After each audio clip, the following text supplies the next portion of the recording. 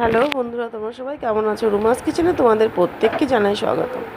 আজ আমি আবার একটা চিকেনের রেসিপি নিয়ে তোমাদের সাথে শেয়ার করতে চলে এলাম। এটা হচ্ছে বাটা মশলায় চিকেন কারি। তো চলো সম্পূর্ণ রেসিপিটা আমার সাথে থাকো এবং দেখো কীভাবে বানাচ্ছি আমি এটা। তো এখানে দেখো চিকেন আমি ধুয়ে রেখেছি। এখানে 1 কেজি 250 চিকেন রয়েছে।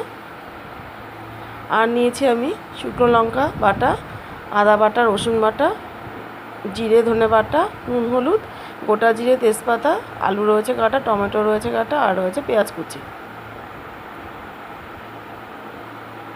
তো কড়াইতে আমি সর্ষের তেল গরম বসিয়ে দিয়েছি, দিয়ে দিচ্ছি সামান্য নুন হলুদ। এবার কেটে রাখা আলুর টুকরোগুলো আমি তেলের ওপর দিয়ে হালকা ভেজে নিচ্ছি।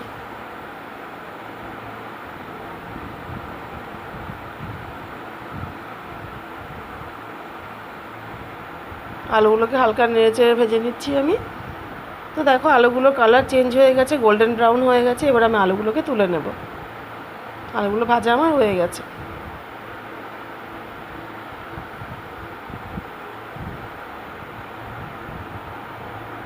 এবার তেলের মধ্যে আমি দিয়ে দিচ্ছি প্রথমেই তেজপাতা ফোড়ন, তারপর দিয়ে দিচ্ছি গোটা জিরে।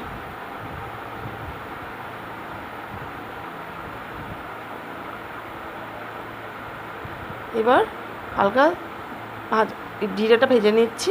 এবার আমি পেঁয়াজ কুচিটা এর মধ্যে অ্যাড করে দিচ্ছি।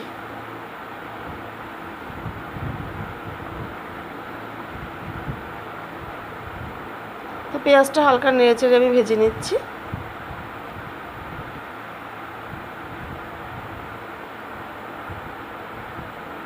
তো দেখো পেঁয়াজের কালারটাও চেঞ্জ হয়ে এসছে, পেঁয়াজটা প্রায় আমার ভাজা হয়ে এসছে।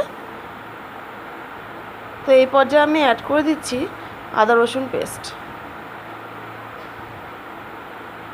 এবার আদা রসুনটাকে আমি মোটামুটি 2 মিনিটস ভেজে নিচ্ছি, কেননা আদা রসুনের একটা কাঁচা ফ্লেভার থাকে, সেটা যাতে না আসে, গন্ধটা যাতে না আসে, সেই জন্য আগে রসুনটাকে আদাটাকে আমি ভেজে নিচ্ছি। মোটামুটি 2 মিনিটস আমি এটাকে ভেজে নিচ্ছি।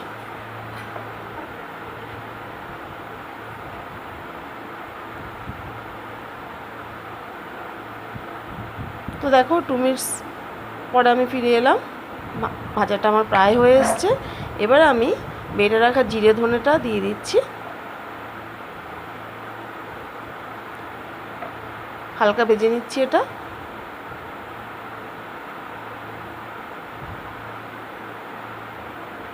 বাটা মশলা চিকেন কারি করলে খুবই ভালো লাগে খেতে।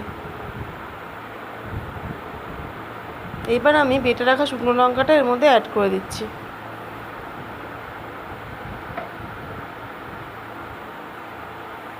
ভালো মতো আমি নেড়েচেড়ে এটাকে কষিয়ে নিচ্ছি মশলাটা। এবার দিয়ে দিচ্ছি নুন হলুদ।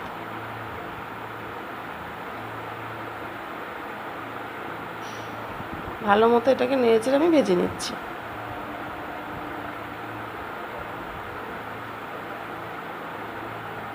এবার দিয়ে দিচ্ছি আমি মাংসের টুকরোগুলো এর মধ্যে অ্যাড করে দিচ্ছি।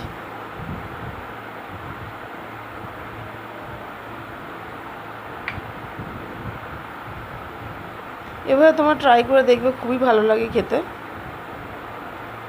আমরা তো চটজলদির জন্য কি করি, আমরা মিক্সি পেস্টের ওপর ডিপেন্ড করি বেশি, কিন্তু একটু সময় দিয়ে যদি শিলপাটায় বেটে মশলা দিয়ে রান্না করা যায়, তাহলে কিন্তু সেটার টেস্ট কিন্তু অন্যরকম হয়। তো এবার আমি টমেটো কুচিগুলো এর মধ্যে অ্যাড করে দিলাম। মোটামুটি চিকেনটাকে আমি 5 মিনিটস কষিয়ে নিচ্ছি। তো 5 মিনিটস পর দেখো ফিরে এলাম, কষানো প্রায় আমার হয়ে এসছে।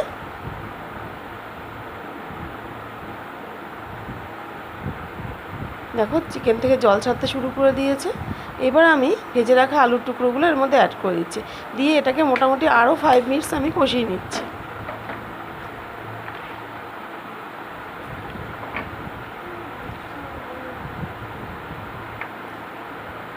তো কষানো প্রায় আমার হয়ে এসছে দেখো।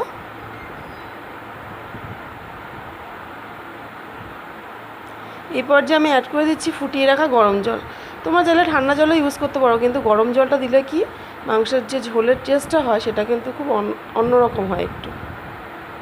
মোটামুটি মাংসগুলোকে আর আলুটাকে ঝোলের সাথে ভালো করে মিশিয়ে নিচ্ছি আমি। এবার একটা লিড চাপা দিয়ে মোটামুটি আমি এটাকে 5 মিনিটস ফুটিয়ে নিচ্ছি। 5 মিনিটস পর ফিরে এলাম। আলুগুলো তো ভাজা ছিল আগেই, আলুগুলোও সেদ্ধ হয়ে গেছে, আমার চিকেনটাও প্রায় সেদ্ধ হয়ে এসছে।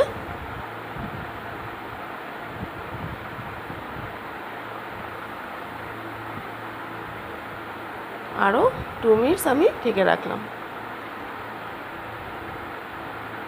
এবার আমি অ্যাড করে দেবো এখানে গরম মশলা বাটা। হালকা নিয়েছে আমি গরম মশলা বাটাটাকে ঝোলের সাথে মিশিয়ে নিচ্ছি এবং মোটামুটি এটাকে আরও 5 মিনিটস আমি ফুটিয়ে নিচ্ছি। তো রান্নাটা আমার হয়ে গেছে। তো কেমন লাগলো তোমাদের বাটা মশলা চিকেন কারি? আমাকে কিন্তু অবশ্যই জানিও, আর অবশ্যই ট্রাই করো। আশা করছি তোমাদের ভালোই লাগবে রেসিপিটা।